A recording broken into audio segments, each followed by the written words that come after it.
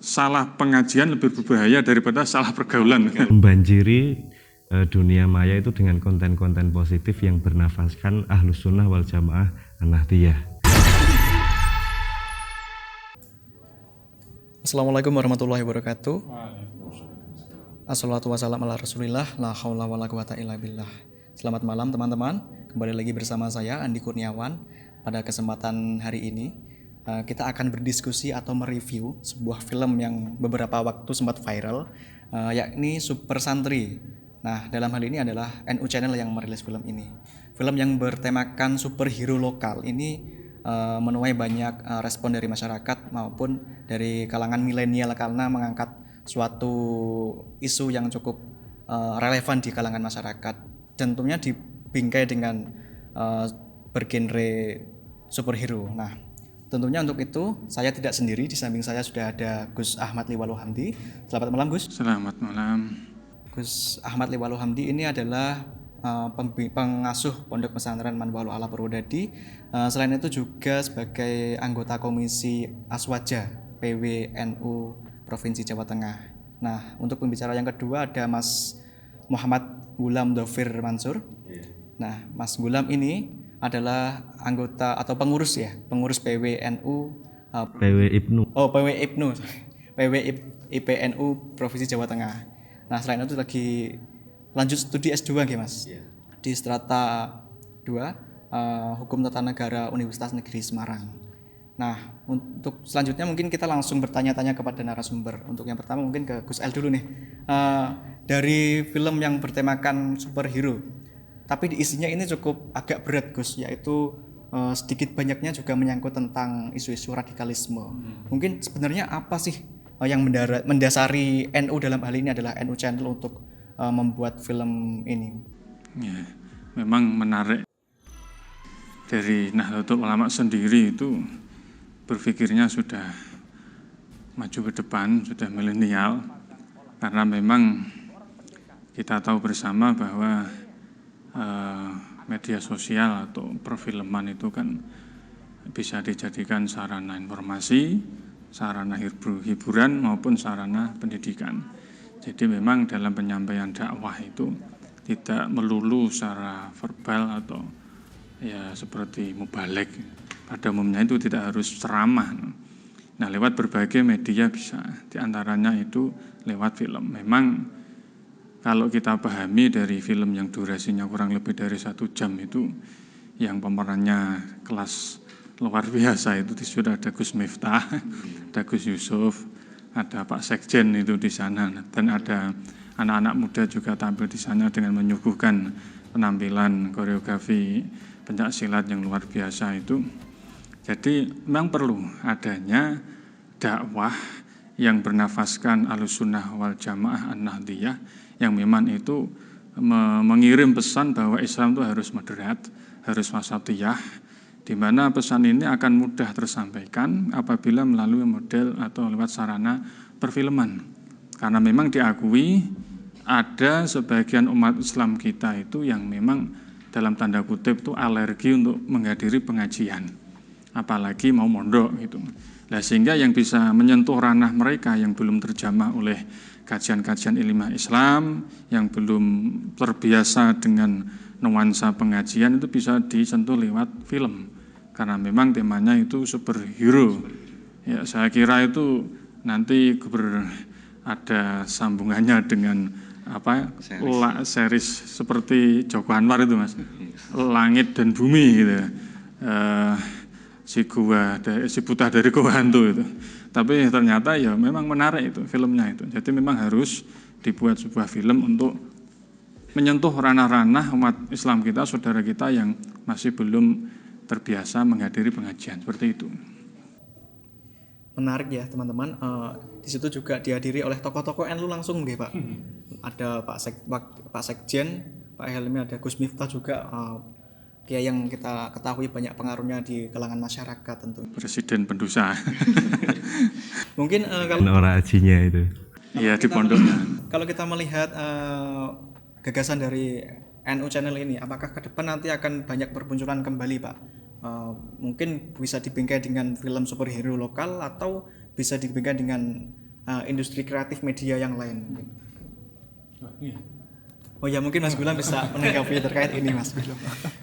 Menjadi harapan besar bahwa kita ini sudah masuk ke dunia postmodern, sudah nggak modern lagi, sekarang udah postmodern. Bahwa basically saya orang hukum nih, kalau trias politika itu eksekutif, yudikatif, sama legislatif. Nah, hari ini tuh dunia tidak bisa diatur oleh cuma 3 lembaga ini, salah satu untuk negaranya, tapi yang keempat adalah media.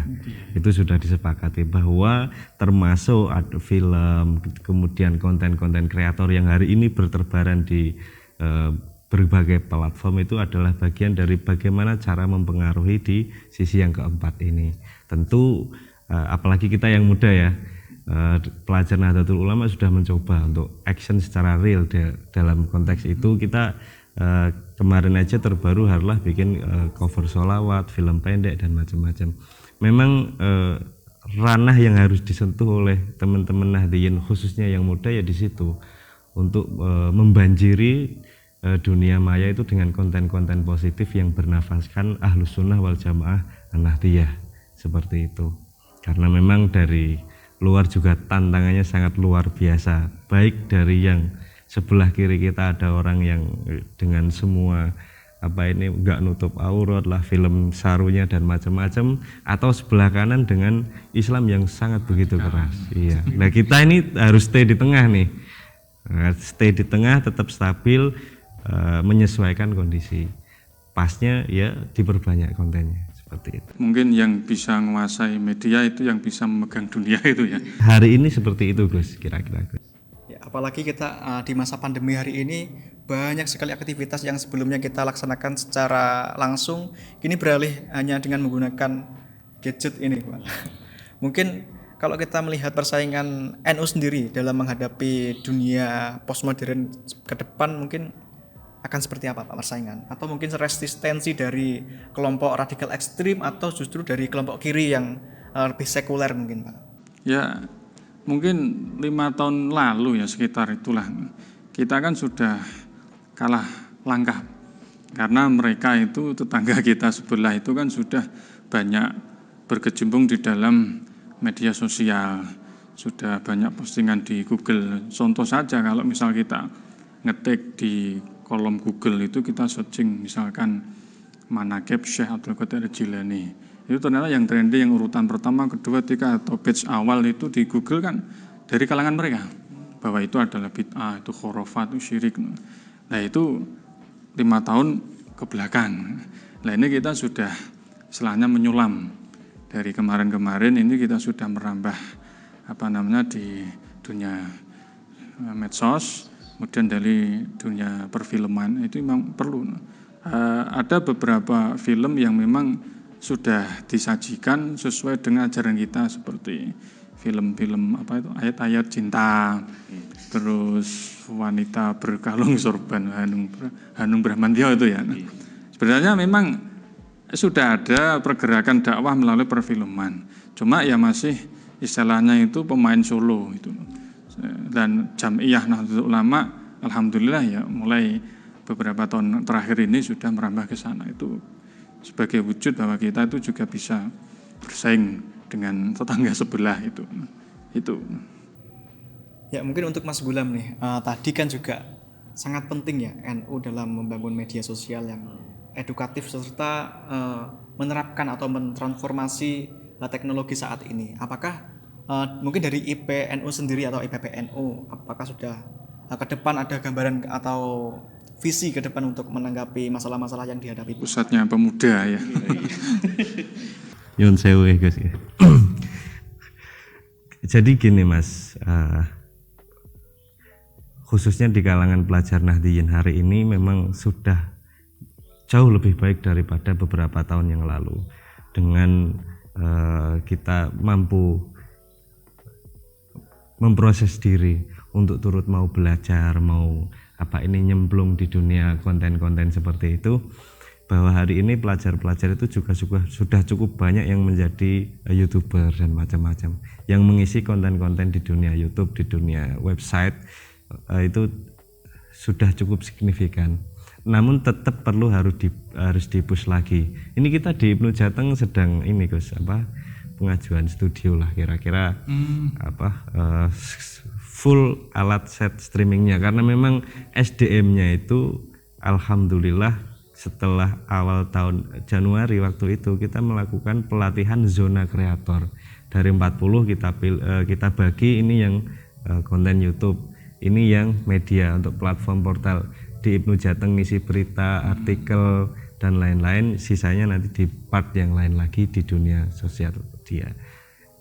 Sudah mulai itu? Sudah mulai itu Gus, yang sudah kita lakukan. Kebetulan juga ini kita diturunkan ke beberapa cabang, kan bergantung sisi kemampuan cabang tersebut untuk menyesuaikan. Ada yang sudah bisa, ada yang belum, ya namanya pengembangan SDM kan pelan-pelan Gus. Ya sumbernya justru ya dari pemuda itu. Iya. Kalau dari anggota LBM kan enggak mungkin baca kitab terus taruh banser kan gembur terus di lapangan. Kebetulan dalam di PW Ibnu ini wakil ketua bidang dakwah Gus. Sehingga kita sedang rescheduling lah, bikin schedule 2 minggu, nanti 1 bulan 2 kali itu bikin konten setahun ke depan seperti itu. Ya menyesuaikan temanya. Nanti pas tanggal itu Masehinya atau Hijriahnya ngepasi momen apa, ya temanya itu kayak gitu Gus. Ya memang seperti statementnya Pak Yai Said Akil Sirot kan, ud'u ila sabili rabbika bil hikmah itu ya bil medsos. Bil medsos. Itu ada, saya pernah melihat pidatonya seperti itu. Ya. Hikmah ya bil medsos. Kontekstualnya hari ini seperti itu. Iya memang. Media yang paling banyak dilihat oleh masyarakat ya medsos itu sendiri ya. Kalau dulu mungkin sebelum medsos gempar di masyarakat, mereka masih mencari informasi secara manual, dan hari ini tentunya peran pemuda dalam ini ada Ibnu dan pemuda yang lainnya turut serta dalam persaingan media sosial. Kemarin menarik Mas Gulam, teman-teman IPNU dan IPPNU di daerah Timur Grobogan itu sempat mengajar beberapa anak yang memang karena adanya pandemi ini banyak sekolah yang diliburkan. Nah dari itu mereka berinisiatif untuk membantu pelajaran mereka selama di rumah. Nah itu kalau di rumah mungkin dari Gus El, peran pesantren mungkin Gus dalam masa pandemi ini kan banyak sekali yang pembelajaran secara formal itu dihentikan. Nah peran pesantren di sini juga sangat membantu pemerintah untuk mendidik putra-putri bangsanya untuk tetap belajar. Mungkin bisa direfleksikan kembali peran pesantren dalam. Ya, justru dari pandemi ini membuktikan bahwa memang pendidikan yang mampu bertahan dan mampu eksis di tengah badai cobaan apapun, pandemi apapun, itu ya hanya pesantren. Di mana ketika sekolahan pendidikan formal melalui daring, kalau itu 1 atau 2 bulan bisa. Kalau hanya transformasi knowledge itu kan bisa pengetahuan, tapi kan yang namanya pendidikan tidak sekedar pengetahuan saja, ada transformasi nilai, ada pentransferan nilai. Ya ternyata kita sudah melihat secara gamblang bahwa ternyata pesantren itu yang masih bisa bertahan karena ada isolasi. Bahwa kita bicara isolasi baru-baru sekarang, sebenarnya pesantren sudah mengisolasikan diri dari gemerlap duniawi sejak bahkan ratusan tahun silam. Ya, pendidikan yang paling tua di Nusantara kan pesantren itu ya, pencetusnya ya para wali songo yang berakar-akarkan dari budaya Nusantara itu sendiri. Seperti itu, karena dilakukan 24 jam dalam pemantauan kiai itu. Seperti itu memang. Ya mungkin dari Mas Gulam kan sempat nyantri juga Mas ya, bahkan udah lama nyantri Gus. Aduh, malu sih. Pengalaman pribadi mungkin Mas dalam antara organisasi kemudaan dengan dunia pesantren mungkin. Kalau memang masa studi kita ini masih di Dikdasmen, berarti ketika untuk menempuh wajib belajar 12 tahun dari kelas 1 SD sampai kelas 3 SMA, memang proses yang saya rasakan itu basically ya di dunia pesantren. Jadi pure, belum nyemplung di dunia keorganisasian itu ya hanya di organisasi-organisasi yang ada di dalam sekolah dan lembaga pesantren tersebut. Sehingga belum keluar, belum kenal NU struktural dan macam-macam. Tapi karena waktu itu dalam nyantrinya di Kudus, Gus. Kudus. Oke, waktu SMA mondoknya di Rodut Tolipin, yang mendiriin Mbah Raden Asnawi, Mbah Ki Raden Asnawi Kudus, sekolahnya di Madrasah Qudsiyah. Jadi waktu itu bisa ada space antara pulang sekolah itu jam 1 siang sampai sore itu biasanya ekstrakurikuler. Dan di situ kenal dunia NU struktural. Ini menjadi penting untuk teman-teman pelajar dan pemuda hari ini ya. Kadangkala juga menjadi keprihatinan tersendiri. E-sport itu positif asli. Mabar itu juga nggak jelek-jelek amat lah. Main Mobile Legends, PUBG atau yang lain itu bagus. Memang kalau itu ada nilai edukatif, kalian serius membentuk tim, kemudian ikut kompetisi yang resmi kayak gitu nggak apa-apa. Tapi yang terlihat hari ini kan di masa pandemi dengan tidak sekolah itu lebih banyak madorotnya. Saya juga main PUBG juga sama, tapi kan untuk hiburan lah. Alangkah lebih baik daripada teman-teman pelajar seperti itu, ya mending berkegiatan yang positif, bisa ngaji di pesantren. Ini kan sebentar lagi Ramadan, kami kira sampean posonan lah, izin orang tua pasti boleh ngaji posonan itu positif, atau ikut di IPNI PNU juga boleh, atau untuk penonton yang barangkali bukan nahdien kan bentuk toleransi kami, sampean juga bisa gabung, ada IPM, pelajar Muhammadiyah, kemudian ada yang lain. Bahkan kalau di Grobogan aja kan ada Ikatan Pemuda Hindu Buddha juga kan, yang itu tentu wadah-wadah tersebut atau minimal di desa itu pasti ada Karang Taruna. Nah itu menjadi wadah-wadah, ruang-ruang yang sampean itu bisa mengeksplor diri di situ dibanding memadorotkan diri dengan hal-hal yang tidak bermanfaat seperti itu. Kalau perkumpulan hijrah Aduh. Ada kalimat menarik dalam film itu.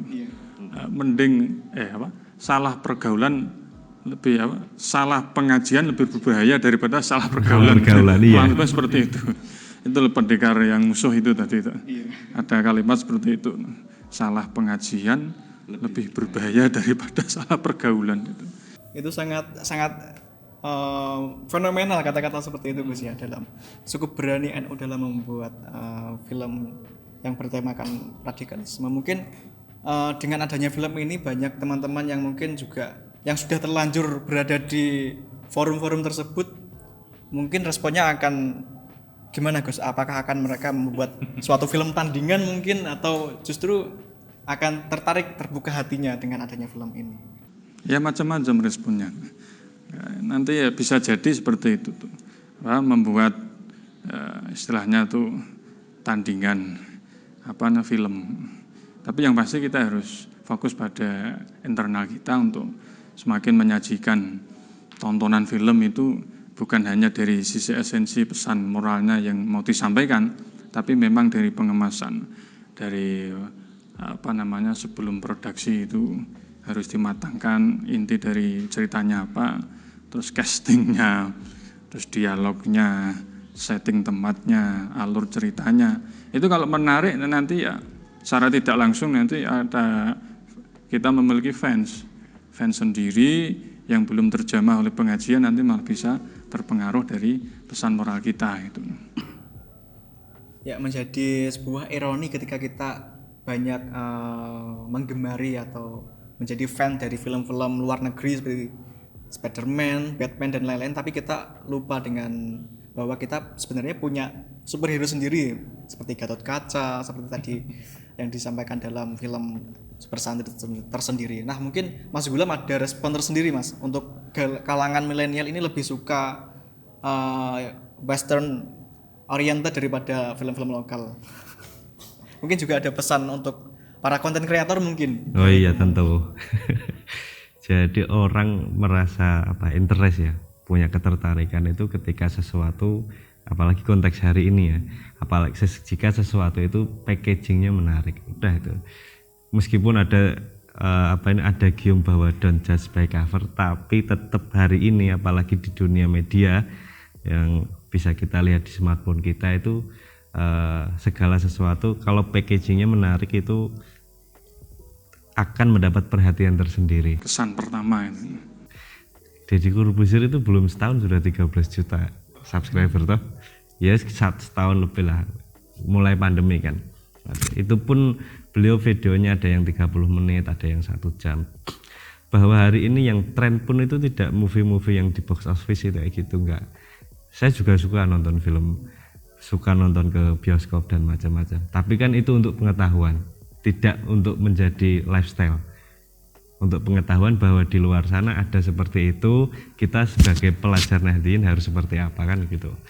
Nah, yang menjadi menarik hari ini adalah justru maraknya, kalau enggak dua berarti, kalau enggak podcast, film pendek, short movie. Betapa viralnya, Mbok siapa itu yang Magelang itu? Tilik. Ya, film judul Tilik itu. Dan film-film pendek yang lain yang diproduksi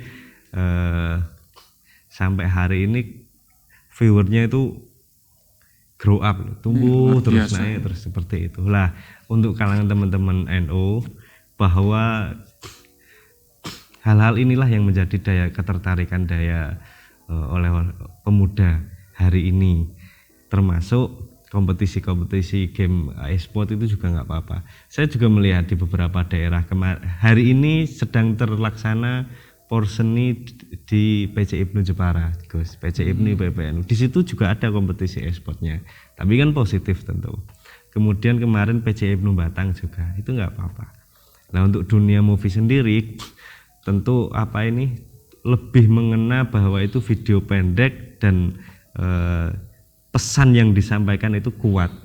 Meskipun hanya satu pesan. Kalau di film Super Santri ini kan banyak ya. Ada makna tirakat, Banyak sekali. baca hisib sakron, puasa, Kholwat. dan macam-macam itu tirak usaha dohir batin. Bahwa film pendek ini kan juga filmnya cuma 1 jam. Niatnya juga bukan movie yang standar box office juga. Tapi sudah bagus filmnya, sangat diharapkan nanti ada film-film Super Santri The Series Gus ya. Selanjutnya. Termasuk Sequel. untuk teman-teman pelajar Nahdliyin pemuda ya, baik di Ibnu maupun Ansor, film-film pendeknya sangat ditunggu yang bernafaskan Ahlus Sunnah wal Jamaah Al-Nahdliyah, seperti itu. Perlu nggak NU memproduksi artis? Kita harus punya ikon muda. Kalau mungkin dari konteks sholawat kan kita punya. Ya, VV Zulfikar itu. Mungkin dari aktor kan, Aktor film. ya itu harus harus keluar dari Ibnu atau PPNU itu. Jadi harus memiliki aktor khas NU itu, aktor yang hafal tahlilan gitu. Itu Gus Asmi. Oh iya. Mau di branding ke sana arahnya kan. Oh gitu langsung. Itu bagus itu. Memang ya harus ada yang seperti itu. Enggak semuanya harus ngaji terus ya. Ya, semuanya harus ngaji semua enggak. Memang harus yang ada di perfilman gitu. Ya, agar bisa menyentuh seluruh elemen masyarakat juga. Ya. Baik itu NU maupun yang belum NU, nanti agar bisa kita gandeng bersama untuk menuju Indonesia yang lebih baik tentunya. Baik teman-teman, tadi penting sekali pesan-pesan dari Gus El maupun Mas Hulam, bagaimana peran media, pesantren dan pendidikan ini menjadi 3 elemen penting dalam pembangunan karakter putra-putri bangsa Indonesia hari ini, apalagi dengan peradaban yang baru, Hal bergaulan. punya banyak tantangan. Mungkin ada pesan-pesan atau closing statement dari Gus El untuk para pemuda hari ini menghadapi masa depan. Ya, yang penting percaya diri dan selalu kreatif. Dah itu. Untuk Mas Gulam, Saya pakai slogan Ibnu aja ya, tetap belajar, tetap berjuang dan bertakwa. sangat ciri khas Ibnu sekali. Ya mungkin demikian teman-teman apa yang dapat kami sampaikan.